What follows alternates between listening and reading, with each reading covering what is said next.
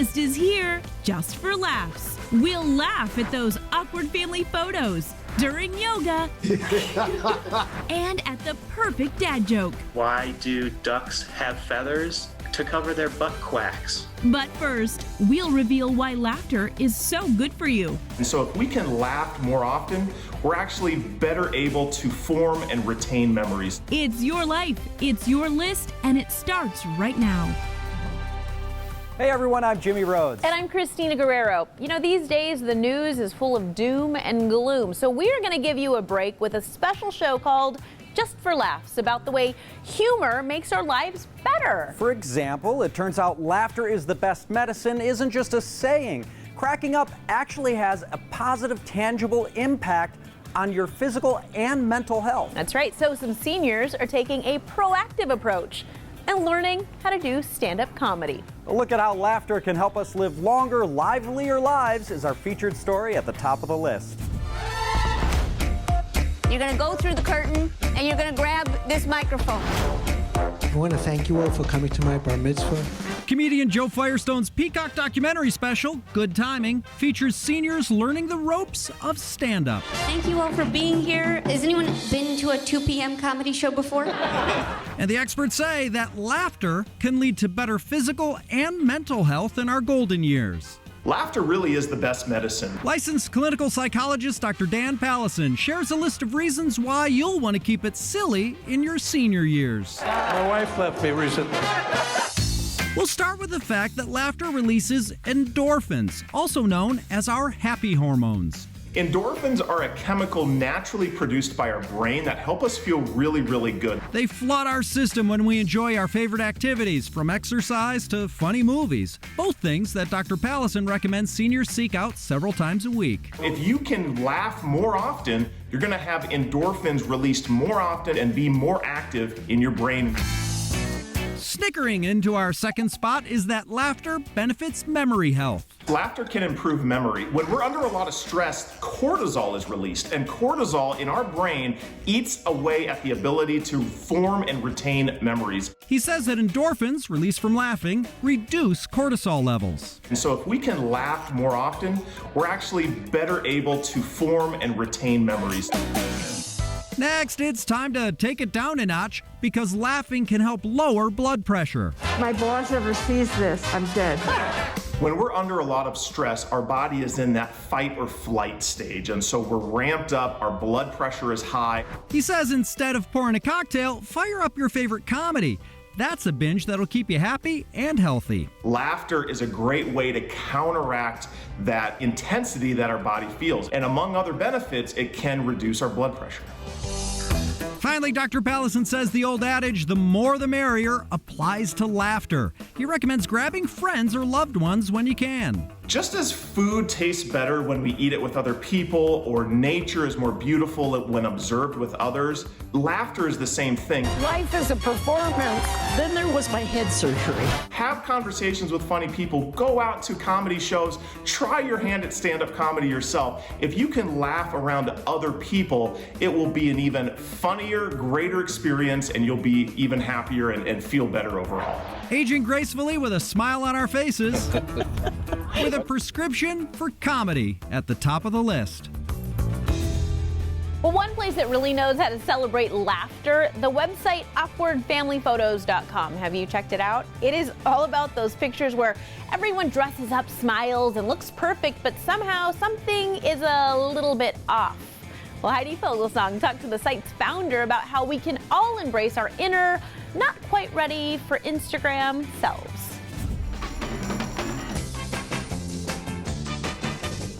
The family photo, a moment captured in time. Matching outfits, smiling faces. Some not smiling faces, hideously contorted faces.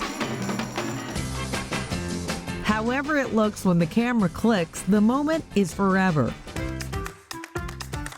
But rather than rotting in an album on a shelf, two pioneering visionaries, Mike Bender and Doug Chernak, knew the internet needed these glorious moments. We're all about celebrating awkwardness. In 2009, Mike and Doug created awkwardfamilyphotos.com after Mike's own experience at his mom's house. And my mother was hanging up the ski photo, which was taken on my dad's 50th birthday. We were forced to do Rockettes kicks with our skis, my brother and I.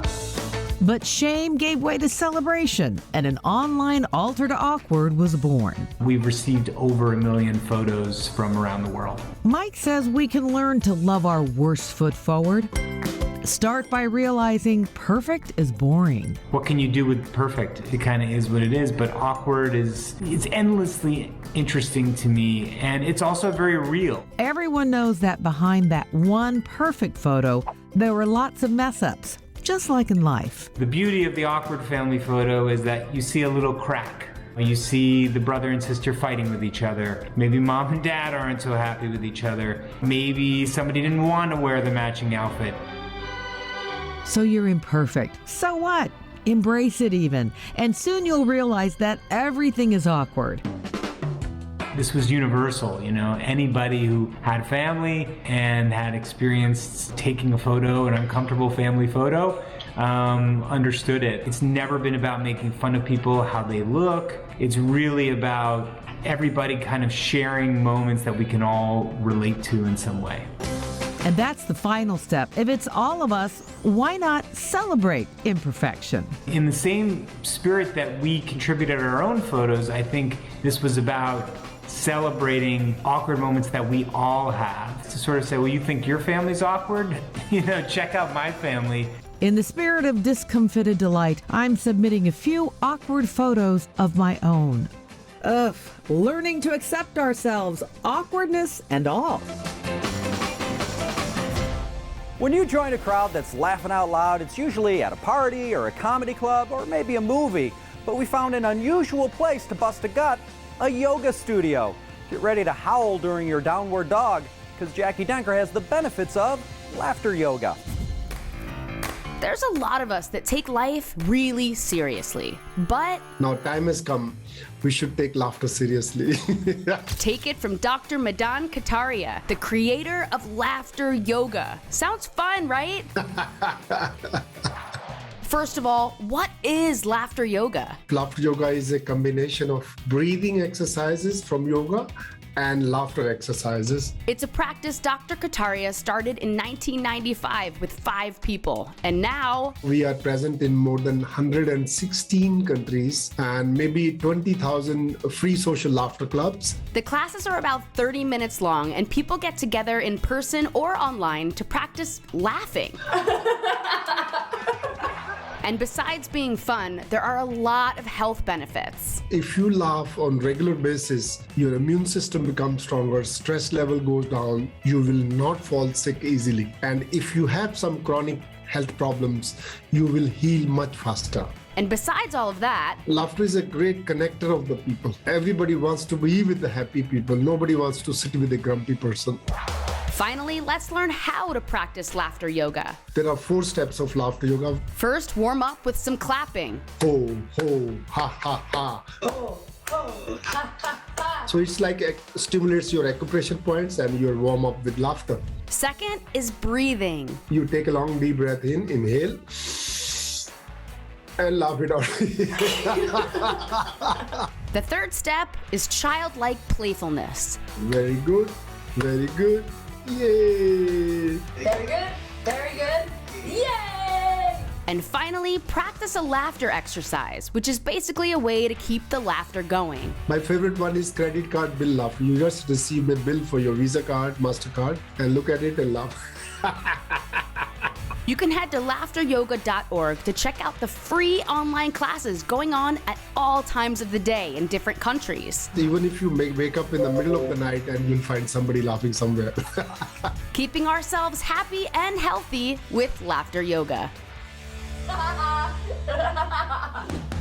As the list keeps going, just for laughs, try these fun pranks on your family. You fill the Oreo cookies with toothpaste. And we look back at legendary comic Dick Van Dyke. It's a groundbreaking series that took humor and was able to use it. Plus, get ready to roll your eyes at these dad jokes. A lot of us dads, our humor level kind of stopped progressing around 3rd grade. More just for laughs next on the list.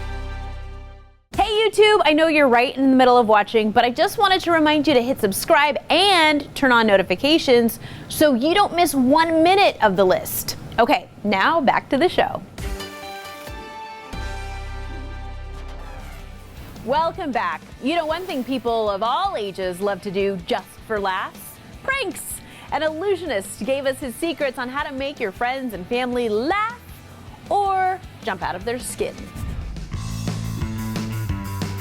If you're bored being at home, why not grab a few things around the house to prank your family and friends? It's a stuffed snake. Somebody's playing a prank on you. To learn a few harmless pranks, we turn to Las Vegas magician Murray Sawchuck, whose tricks have garnered more than 1 billion views on his YouTube channel. Dude, it was a total prank. It was a total prank. I'm so sorry. You got so upset. I'm so sorry. First up, the Oreo cookie surprise prank. I got some Oreos. You want to try one? This is not an Oreo, Murray. This is disgusting. For this trick, grab a pack of Oreo cookies and white toothpaste. So here's what you do. You fill the Oreo cookies with toothpaste, all right? Toothpaste isn't bad for you, but it tastes pretty bad when you're expecting that cream center. Remove the good cream filling and lather on toothpaste before returning it to the cookie tray. I make 3, 4, or 5. That way, you have a higher chance of grabbing one. Oh. Next, the cracked neck prank. You like this? For this prank, all you need is a plastic cup. The more brittle the plastic is, the better the crack. You put it right underneath your arm, and you kind of hide it. You touch your neck or chin, and you just turn it a little bit, and you crunch down on your actual armpit, and you squish it together as hard as you can. My neck hurts.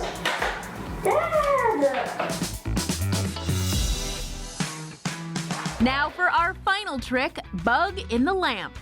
Ugh, that thing is nasty. Find a lamp in the house that is a bit see-through, whether it be in your living room or up on the ceiling. You'll also need scissors and construction paper, which you'll draw a bug on. If you don't know how to draw a bug, find one online, or make it have like kind of spiky looking legs, so I think it's funny and it looks scary. You can even make it into a spider if you want. Cut it out and tape it inside the lampshade. Just like that, on a bit of an angle, like it's crawling. And now when you plug it in and shine light through, you'll see it on the outside. We're having fun with family-friendly pranks. The world is filled with weird and wonderful headlines that often don't get the attention they deserve. And recently we've been seeing some wild stories of animals doing very unusual things. Here are 3 recent head-scratching headlines that had us saying, wait, what? Coming in at number 1, usually someone running for mayor is a popular person in their community. But being popular in the pasture? Well, Clyde is all ears. He hears all the concerns from his voters. Clyde the donkey is the new mayor of Dyke, Colorado, a town that for the past 12 years has elected dogs, cats, even a wolf. We joke and say he goes on either side of the aisle, but if there's a puddle in the middle, he's definitely going around it. With over 5,600 votes, Clyde won with slogans like "Elect a burro for a greater tomorrow," and Clyde is all ears for a better divide. He likes going out and meeting people and just seeing people and putting smiles on faces. The Animal Mayoral fundraising campaign managed to pull in about $41,000 for their regional animal shelter.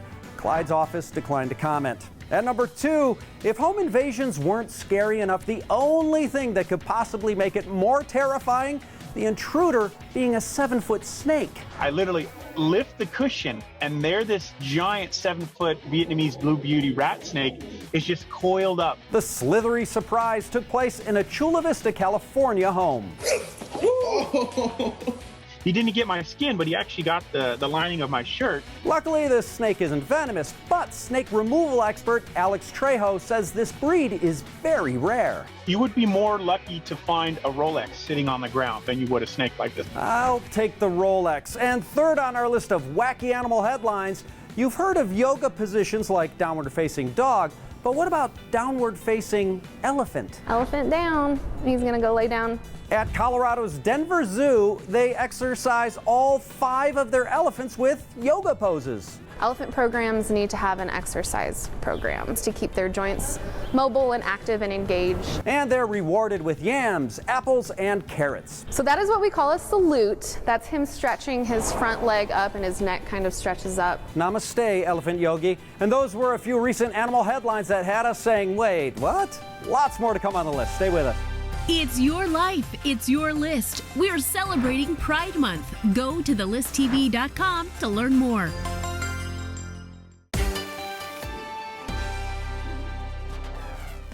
Welcome back. Here's something that makes us lean back and just laugh, even though it's been around for over 60 years. The Dick Van Dyke Show. Eddie D. Jamal looks back at the beloved sitcom that was ahead of its time on the hot list. Let's celebrate the timeless TV classic that is The Dick Van Dyke Show. It's a groundbreaking series that took humor and was able to use it to tell so much about the American family at the time. IndieWire TV editor Kristen Lopez helps us highlight some of the best of what it had to offer. So excited, I'm almost afraid to look. Starting with its redemption story. Hello, darling. In 1960, Carl Reiner created a pilot for a series called Head of the Family. It was essentially the same story as what we know now as The Dick Van Dyke Show, but led by Reiner himself. He's great in the pilot, but there's a lot of differences in the tone and the delivery that he's crafted. Oh, honey, I get paid to write bad jokes. That's why the show smells. It was unsuccessful, but things turned around a year later when Reiner tried again with a new show name and a new main cast. My, don't you look dashing. Well, thank you, my dear. Dick Van Dyke's performance as Rob Petrie would cement him as one of the country's best comedians. It's the role that made him a legend. You probably know a Rob Petrie somewhere, and I think that's the magic of Dick Van Dyke, that he was not an everyman, but you knew a man like him. And while Mary Tyler Moore already had a successful career in TV and film prior to the show, her role was also career-defining. Creating this modern woman that says, you can have what you want. Me? Well, that's funny. The show became a hit. It earned over a dozen Emmys, and today it's remembered as a trailblazing series. It's a show that is definitely ahead of its time. Two very modern characters in a relationship where they're both equals, which was something that was very different. Laura Petrie wasn't your typical housewife. She was a successful mom who famously defied TV's dress code by wearing pants. She was a mother that a lot of mothers could also be like, oh, that's me. And if challenging gender roles wasn't enough, the series was also notorious for featuring African American actors in non-servant roles, as seen in the episode That's My Boy. Mrs. Peters, won't you come in? It's often considered one of the funniest episodes of the series. That's My Boy is a great example of the ways that you could integrate actors of color in a way that's not demoralizing and is unique for the time. The best of the Dick Van Dyke Show is on the hot list. We'll be right back.